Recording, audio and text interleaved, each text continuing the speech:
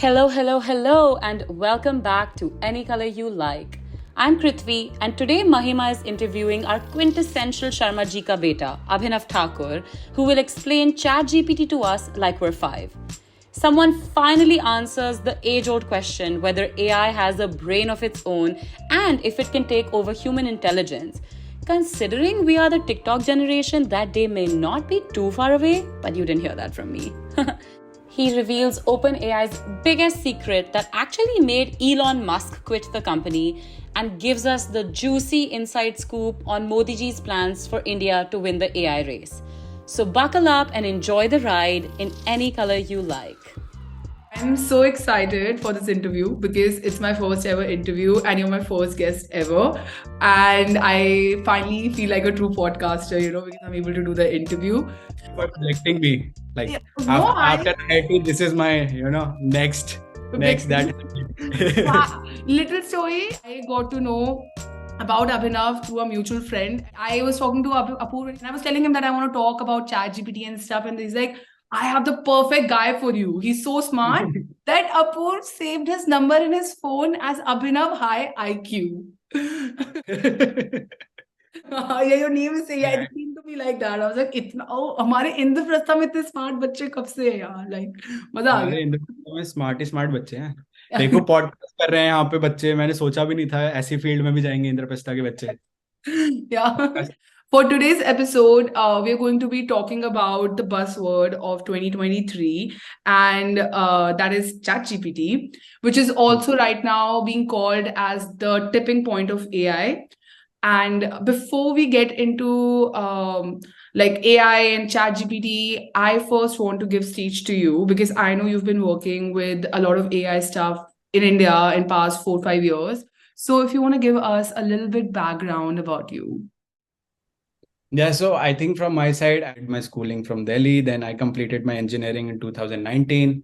After that, for the last 4 years, I've been working in this field of AI and machine learning. And usually I have been involved in multiple different industries, healthcare, social media, e-commerce. And my projects usually were related to computer vision or language modeling. So like language modeling is similar to ChatGPT, basically computer trying to understand language, and computer vision would be a computer trying to understand images and videos, all of these. And I think it is a very evolving field. As you mentioned, ChatGPT just came right now. I remember 2 years ago we were almost struggling to create sentences out of a AI model, and right now you can write whole essays. I mean, I'm quite excited and quite skeptical also about the future, but yeah, we'll talk about it. We'll talk about it.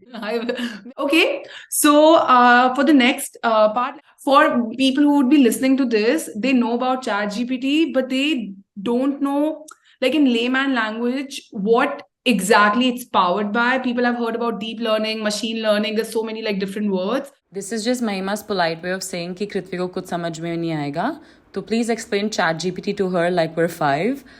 Because I keep asking, like, very simply, does it have a brain of its own? Like, where is it getting all of this information and how is it giving us all of these answers? Like, purely on a very high level, like, I don't want to get into the maths. Maybe people will run away from the podcast. But any AI model, in general, any language related AI model consists of three parts, right? One is the brain of the model. It's the architecture, it's the model, it's the mathematical model. Second is the data from which that brain learns, right? You have brain learns from a data set, basically. And third is your task. For what task is it learning? So in ChatGPT's case, it is chatting.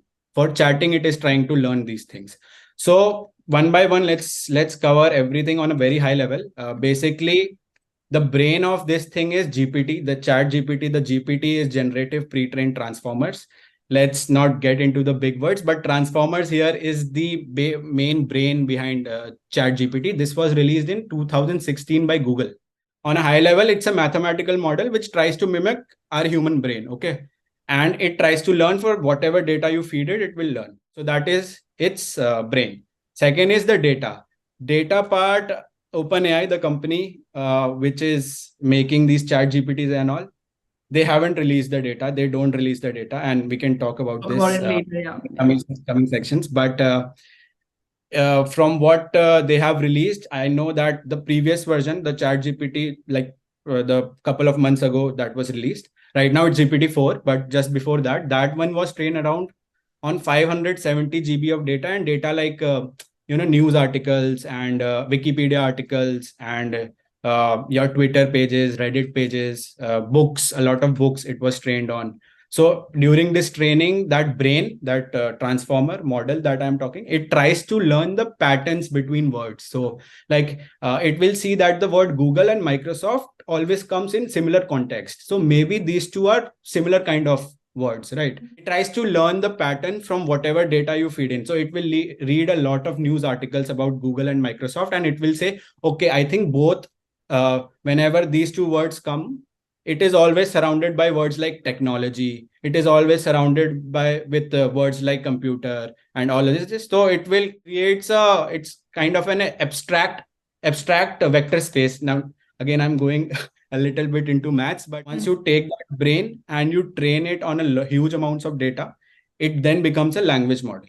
Okay. And that huge amount of data is 570 GB of data in case of OpenAI ChatGPT. Just to put that into context, I think if you take a thick book, like 500 pages book, and in 1 GB, you will have around 1,000. So 500 GB, it's around 500,000 500 pages book. Okay. So that amount of data that it is trained on. So it has a huge amount of knowledge, that is no doubt. But keep in mind that at the end of the day, it is only trying to learn patterns between words. Like it does not think like a human. We can discuss about this. Yet. It only tries to learn how different words come together, how different words don't come together. These kind of things it tries to learn, and it creates a language model.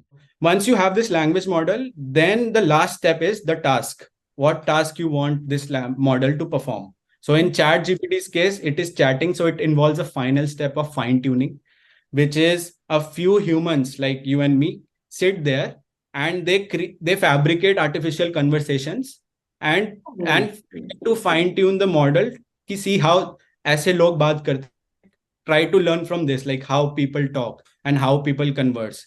And in that step, the OpenAI also claims that they try to remove some biases. Like they put in feedback कि अगर model is saying something that might be not correct, like it is biased, then the human sitting there, it will put in feedback कि no, this is not correct. It will go into the model and model will try to correct it. So they claim they do this.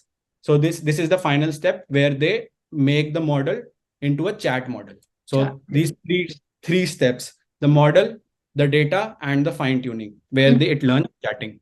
Currently, if you guys are entering something into ChatGPT, they are most probably storing it like 100% sure, and they will use it finally again to fine tune it further, maybe in the future. Yeah, my company called a meeting. So I work for a scientific company, right? When I have signed a lot of NDAs and stuff. So my company called a meeting the day it was released that make sure you do not put any single word. Like even if you're having fun at chat GTP, any single word which is prior, like information of the company on it. Just don't even write Inari is doing this or that, like because it can show up on someone sitting in like Uganda or something or talking, and it can show up on their chat GPT answer because like that's how they're working. And I was like, oh, like that sounds a little scary. And all the companies were going through like a stress, like all American companies that don't put anything. Yeah. And I think we were talking about that article. They already have implemented chat GTP 4 to there's a Danish guy started this startup or an app, I think, called Be My Eyes. So it's being used for all these visually impaired people who can basically, like, that's their best friend. They can go to gym, they can decide a dress basically using chat GTP 4.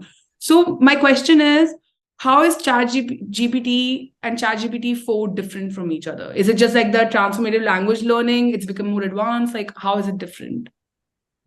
So I think there are two things where it differs, right? One is, again, the brain part of the equation. The brain, as humans have a brain and they have neurons in it, right? We have a lot of neurons. More the number of neurons in the brain, it can understand more complicated things, right? So first thing is, from GPT-3 to GPT-4, they have increased the number of neurons. In AI, we call it parameters, number of parameters. So it was already, I think, around, it was, I need to check the number, but it was already in billions, and they again increased it by 50-60%. So now it can learn more complicated data. That is the first part. Second thing is, now they have also introduced images into the equation. It's called multimodal. So multimodal matlab, now you can now a single model can understand text also and images also. In the future, they also have plans to incorporate audio and video also.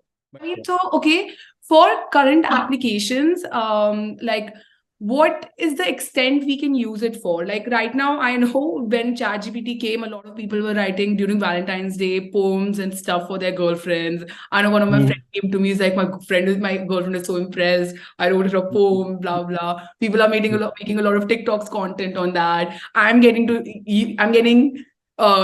to use this ChatGPT as a content for my podcast. So but on all seriousness, how broad do you see the usage spectrum? Currently, right now, I see only in two areas where it is helping, right? One is the creative side of things, right? You want to write, as you mentioned, you want to write a script for your podcast. Someone wants to write an essay. OpenAI also released DALI, it creates images. So it was that is one creative side. The other side is assistive side, right? A very famous example right now on internet is someone wants to find recipes. They just go and take a photo of their fridge, what items are present in their fridge, and it will put out a recipe. This is all you can make from the items in your fridge. So Wow. that is, I mean, it's quite literally, I would say now it's only limited by imagination, right? Assistive and creative parts, it is definitely going to, be a very major force in these two areas. I think one place where it will still be lacking is factual things. I mean, we cannot rely on it to be factually correct, because it is, at the end of a day, it basically tries to guess the response. People should not go there and not treat ChatGPT as a virtual doctor, that they are going and putting in their symptoms and expecting ChatGPT will give them a medicine. The scary part is ChatGPT will give them a medicine. It will recommend them a medicine. That is the scary part. And the only thing is that medicine might be totally made up. It might not even exist on the market. So that is still better. But what if it actually is on the People are market, right? taking it. Yeah. Yeah. Okay. So I think this creative side and assistive side, we still have just wait for a couple of years. I think it is literally just limited by imagination. People will do crazy things with it. Yeah. But the factual things, I don't think right now we have reached that stage.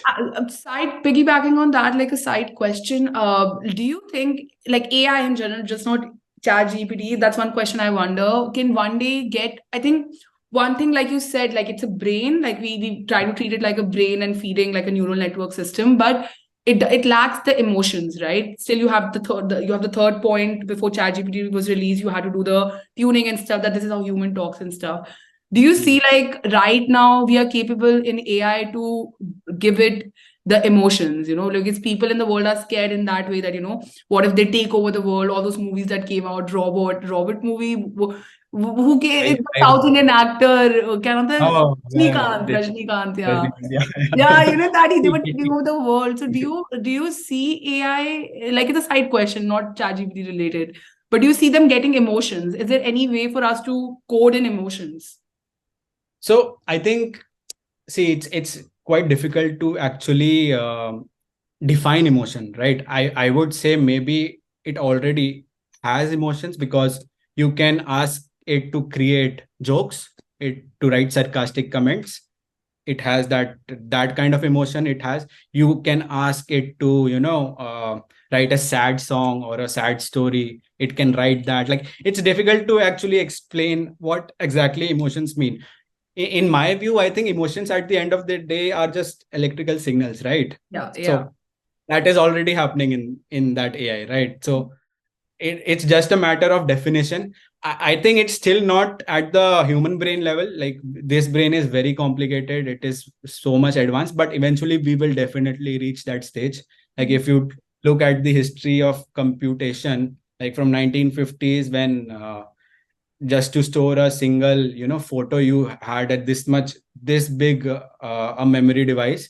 Right now, in this much memory device, you can store literally thousands of movies, right? So that with compute power, this AI power will also automatically improve. And I think with time, it will eventually reach that stage, even surpass human intelligence, no doubt about it. Right now, only GPT-4, if you have heard, it has cleared the bar exam.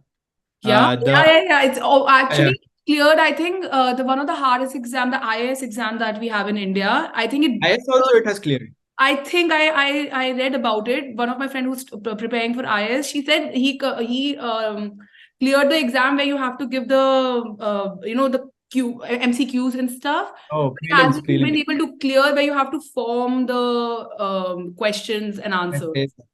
I think the issue there is not the capability of the model. I don't think it was trained a lot on Indian history and Indian data. Mhm. That is the issue, I think, there. Because in bar exam also you have to write essays. Like you Mhm. have to write essays keeping in mind Constitution of USA and their laws. And in bar exam they give literally law cases, like case studies they give, that there is you have this defendant, this was the argument, what judgment will you say? And it is passing that kind of an Wow. exam. So Judging something is exactly an emotion also, right? That's like if you're able to right, judge right. something, that's a form of That's emotion. So that's insane. That's just, exactly, yeah. exactly. So now let's get into the ethics of AI. And I think that's an important, really, really important topic because we don't really understand where the data is coming from and how are these models really trained. So what do you think about that? We are talking about biases here, right? Yeah. Basically, it's the question that first of all, are humans? Is there any human who is unbiased? I don't think so.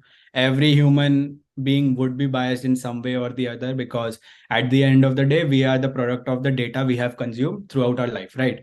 Same way, any AI model, whatever data it will consume, it will learn from that. And if the data is biased, the model will be biased. Now, I think the ethics part of the equation comes in when it is fine if you use this model for some niche activity, right? But if you are making this model public for millions and billions of people, then the ethics comes into the picture, because now you need to take into account that those billions of people may be from different ethnicity, nationality, gender, age, they have different political associations.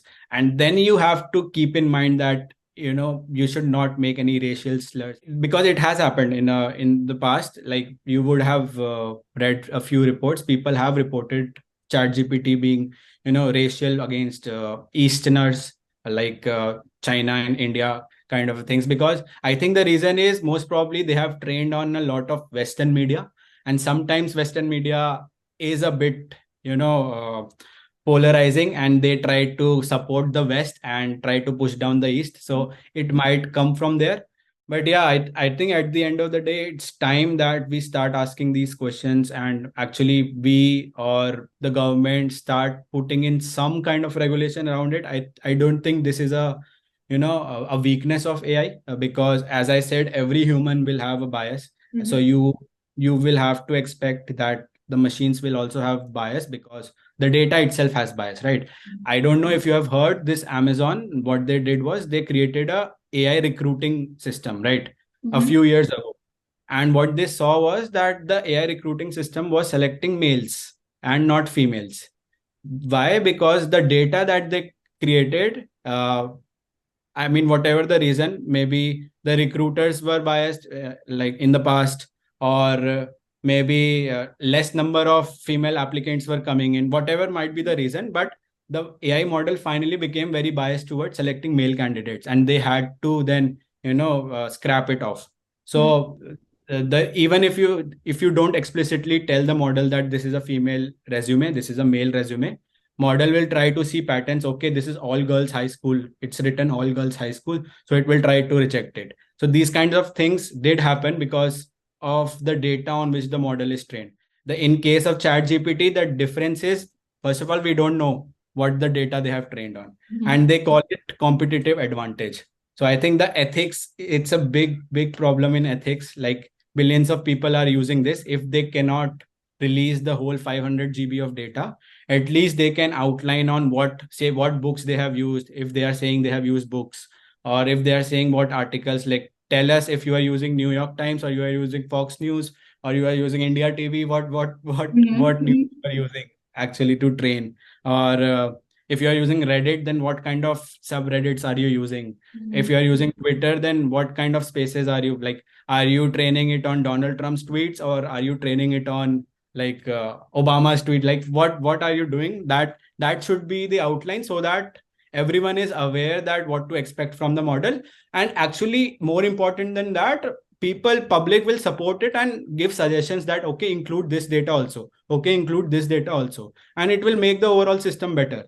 Right now, they are hiding the whole data and under the pretext that it gives us a competitive advantage. I'm pretty sure it does give them a competitive advantage, because that brain of the model that everyone knows, training everyone knows how to do. It's the main data, that 500 GB data that they have collected and scraped off the internet. That is their gold on which they are sitting.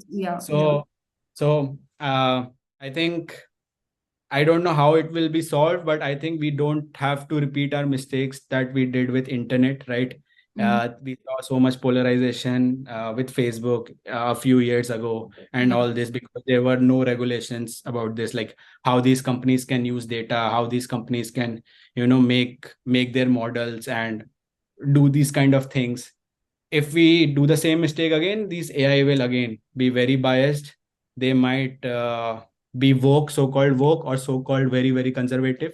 So this can create a lot of problems, in the future. I think there was this one episode by John Oliver who was explaining ChatGPT I was watching, and he said that like really resonated with me, that like the ChatGPT is incredibly confident and incredibly dishonest, because Right, you don't know where the data is coming from, but it's so not he, but I'm already considering it as a human. Okay, it is so good with the way it shows you the data, that it's so confident, but it is incredibly dishonest, because you don't know, like you said, like going on the biases and stuff, where's the data coming from. I don't know if you know, but OpenAI, from the name, you can see that OpenAI was kind of supposed to be open. And that is how it was founded in 2015. And there were big names like Elon Musk and Peter Thiel, who were actually co-founders in this OpenAI.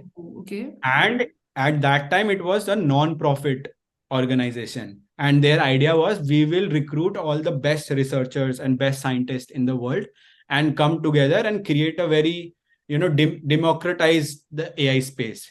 We will collect data and give to everyone. We'll make AI models and give to everyone. That was their main goal. And so many people I know, they have left top universities, researchers from top universities, PhD, people from Google, DeepMind, and all. They are leaving their high-paying jobs and going to OpenAI. But in 2019, I don't know what happened. These guys left. First of all, Elon Musk, Peter Thiel, they left because they said this vision of the company is changing. Microsoft somehow entered into the picture. It invested $1 billion, and OpenAI is like, now I think it's time we need to start making money. No longer non-profit and all this thing. And after that, you have seen this DALI 2 and ChatGPT. Before this, as I said, they used to release it, but there was no marketing and all, right? They used to release it. People like me, we used to use it, but no one else would know what is exactly is happening. It was not hyped this much, but now that they have to make money out of it, they want to monetize it. Now they are keeping their data very secret. Now they are doing heavy marketing on releasing this ChatGPT and all. This technology was available 2 years ago. You could have done this kind of a chatting, but now they have marketed it very properly. And once they monetize it, money starts coming into the picture. Then if you are not paying for it, then just remember, then your data is getting sold out. That is the only way their business model will work, because at the end of the day, they want to make money. Right? Yeah. Which is so opposite of what they wanted to do in the first place. Yeah. Right. Like, I think they should change their name. No longer OpenAI. Oh, Close yeah. AI. Close AI. Okay. Abhinav suggested OpenAI change, sign a petition, guys. Close AI, not OpenAI. Close AI. हम ये शुरू करेंगे petition, close AI. Okay. But the complicated thing here is that it's not just the data that OpenAI is feeding it, right? There is this concept in deep learning, which is too complicated a word for me, but in a sense, it means that ChatGPT and these AI models can train themselves based on what you have fed them, what data you have fed them. So if I've taught it how to add 2 plus 2, it can teach itself to do 3 plus 3, 4 plus 4, and, then that knowledge is sort of boundless. But since we don't know how it's actually training itself and what data connections it is making in its brain, do you think that is something that can go out of hand and create this black box of data that we have no idea, where it's pulling its answers from? Say when you watch a movie or when you watch a video or you listen to music, you don't know what exactly neurons inside your brain is doing, right? You either feel good, you feel bad, right? You cannot explain that, okay, this tune triggered something in my brain, or this scene triggered, not even scene, this frame triggered something in my brain, and I'm feeling happy. So at the end of the day, just like human brain, it's an input output problem, and it is very difficult to study what exactly signals are doing inside the brain, right?